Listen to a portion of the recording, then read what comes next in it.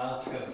I'm sorry the weather's so inclement outside, but I don't know about you, the minute I walked through the door I was completely taken by the thought and the exhibition here tonight. I think the work that's gone into this exhibition is truly remarkable. And Andrew, as he does in his own imitable style, sent me an email saying, "We need you to open the exhibition, can you think of something suitable to say?" Well, what a task, really.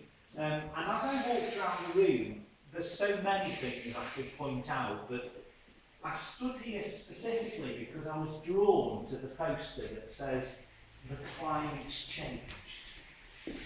When I looked below that, there's a very small logo at the bottom, which I'm not sure everybody can see, that says 30 years on. Now, I think that's really interesting because I did jot a few notes down and I went back 30 years of all things. So that's really where I wanted to start, because as we approach World AIDS Day, I think it's really important to reflect on the journey that we've been through, both as a society and in terms of some of the cultural stigmas which have actually been challenged and overcome during that time. If I think back 30 years, as a newly qualified registered nurse, I was summoned and sent on one of the first HIV and AIDS nursing courses that was being developed at the time. When I now think back what's changed in 30 years, it's truly remarkable. And there are people in this room who've been through that journey and worked through some of those ordeals which we've encountered over that time. There were an awful lot of media campaigns 30 years ago, and I think some of them are beautifully captured on the timeline behind there. There'll be people in the room who remember some of the national campaigns with tombstones and the horrendous stigma that was created at the time, and some really biased and incorrect views. 30 years ago, HIV was actually considered by lots of people to be a death sentence and something to be feared. How things have moved on. As professionals, we faced all sorts of challenges trying to deal with some radical and really quite stereotypical views about the profile of HIV, and we tried to engage with people and to raise public awareness. When I reflect on what's happened and the tremendous progress that's been made in care and management for people with HIV, what we're looking at now is a long-term condition. That's a massive, massive change, something that can be really successfully managed with medication, and we think about superb changes in things like antiretroviral treatment over that time.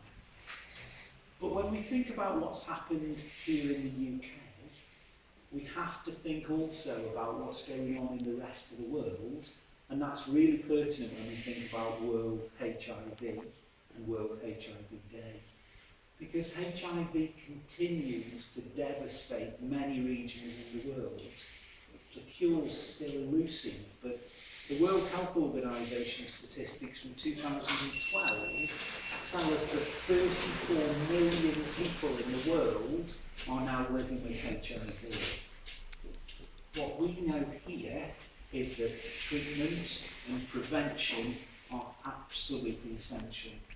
So we need to understand the role of risk perception, because that's really important when we're trying to create behavioural change. We need to work with people to improve their knowledge of HIV and to help people to actually assess their risk. Prevention and promotion campaigns, which we now deliver locally, seek to target high-risk groups and to provide people with improved knowledge, understanding, and help them to actually assess their own risk. We work in partnership with many agencies and many organisations, and that tremendous teamwork is so important. What we've now got locally, and you'll see from the posters on the back wall there, is the opportunity for HIV point of care testing, to allow those worried or concerned about the risk of infection to be tested and to receive a very prompt result. That 20 minutes can change somebody's life. Those found negative receive their reassurance and support, and those found positive have immediate referral to confirmatory tests and specialist care. We've made really outstanding progress in the UK. We've made tremendous progress in North Staffordshire, but we've still got an awful lot more to do. We've got to raise awareness. We've got to improve prevention and promote detection of HIV. We have to engage with the community and offer targeted outreach and support. We have to work with high-risk individuals and community groups to increase awareness, and we have to continue to talk about HIV to the young and the old. We can't be complacent. We know that locally we're offering high quality care to clients with a positive diagnosis, and that makes a life-changing impact on people's health and well-being. But we've still got clients receiving a late diagnosis where treatment options become more challenging. From statistical evidence and the national data, based on the population of North Staffordshire, we believe there are 60 HIV positive people in the locality that we've not yet met, we've not yet seen, and treatment for them hasn't started. The balloons in the room give a really good representation of that number. Our challenge is to continue to offer testing and to make HIV diagnosis, treatment and care accessible to all, to identify those at risk, to work with vulnerable groups, and to identify those with HIV and encourage access to treatment and support. This exhibition provides a unique opportunity to increase awareness, to encourage conversation, to celebrate the work of some incredibly talented young people and local artists, and to provide just a brief glimpse through some of the most powerful media messages here to celebrate the progress we've made with the management of HIV. We've made incredible progress, but there's still more work to do. Thank you very much for coming along this evening, and very many thanks to everybody who's been involved in bringing this wonderful exhibition together. Over to Andrew. Thank you.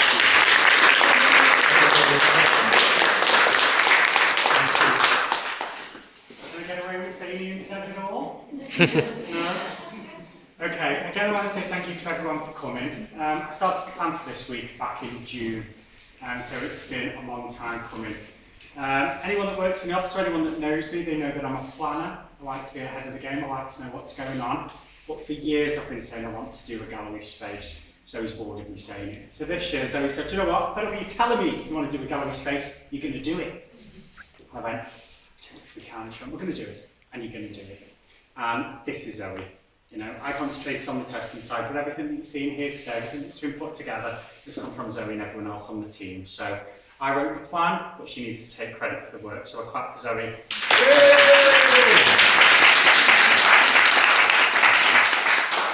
The thing that's been the most interesting for me as we've been putting this together is the conversations, and I think Ian mentioned we need to talk about HIV more, and that has definitely happened with the creation of this artwork. We've gone to different local groups, some that we might deem as high risk, and we've spoken to them, what does HIV mean to you? And some of them, to begin with, are like, oh, yeah, we're going to talk about that. And then we've taken artists in, and as soon as they think they're going to get the photo taken, the barriers are dropped. They start to talk about it, and the conversations that that's come to us is a consultation. It's now going to help us shape the way that we do our HIV prevention work for next year. We can take on board the conversations that have come from each picture, which tells a story this way and this way, and we can use it to our advantage. We can shape the action plans that we do for next year and how we're going to change the way that we do HIV prevention to get the message out there, to find the 60 people that are represented in these balloons. So thank you for Zoe for making me have a massive action plan for next year. Thank you to everyone that's been involved, the artists that have given us these conversations, because without you guys coming in and opening the photography up to everyone, then we wouldn't have had the talks that we have had, and we wouldn't have brought that to the office and learned things for ourselves. So thank you guys for thank you for this calm as well. I overstress it, I understand that. Thank you to AirSpace as well. I'm sorry, I'm sure we've been a massive pain in your... Won't say it? Thank you, got to. This is our first exhibition, so you know, I think for us doing it for the first time, we've done really, really well, and I'm really proud of the whole Sexual Health team and everything that they've put into it as well. It's not just sewing ideas, us as a prevention team, and for putting up with my many late night phone calls. It's never going to work, what we're going to do. And you know, thank you to everyone for coming. I really appreciate it. The weather's horrible outside. Not many people have brought brollies, so we've got a few by the door, so I really do appreciate everyone coming, so thank you.